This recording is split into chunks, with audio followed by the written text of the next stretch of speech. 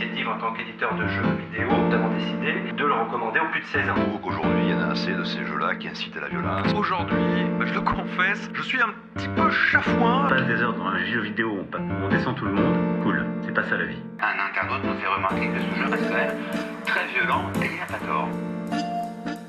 En 1995, le studio écossais DMA Design travaillait sur un jeu de course nommé Race and Chase. L'idée incarnait un policier ou un criminel dans des poursuites urbaines. Le gameplay était rigide, la conduite peu inspirée et le projet s'enlisait. Les développeurs eux-mêmes s'ennuyaient. Le jeu était sur le point d'être annulé. Un jour, un bug a tout changé. L'intelligence artificielle des voitures de police est devenue folle. Elle fonçait sur le joueur avec une agressivité imprévue. Behind this individual, we haven't seen the car hit another vehicle yet, and right now they're just trying to see if they can't get the suspect out of that. Et là, révélation. Le chaos, la tension, le sentiment d'être toujours traqué, c'était fun. Les développeurs ont inversé la perspective et si on jouait le criminel et non la police. Le jeu fut rebaptisé Grand Theft Auto. Sorti en 1997, GTA a choqué et fasciné. Pour la première fois, un jeu offrait une liberté d'action totale dans une ville vivante. On pouvait voler des voitures, fuir la police, choisir ses missions ou semer le chaos. Le jeu ne jugeait pas, laissant le joueur libre de toute action. C'était un bac à sable criminel, un concept inédit à l'époque. C'est du jamais vu cette fois.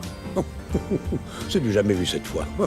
Du déjà vu 100 fois. GTA, séduit par sa transgression assumée, son humour noir et sa bande-son culte. Il brise les codes du jeu vidéo linéaire, là où d'autres imposent une histoire, GTA propose un terrain de jeu. C'est brut, imparfait, mais terriblement addictif. Le bug initial avait donné naissance à une mécanique de gameplay organique, imprévisible et surtout libre. Sa place, c'est dans un musée.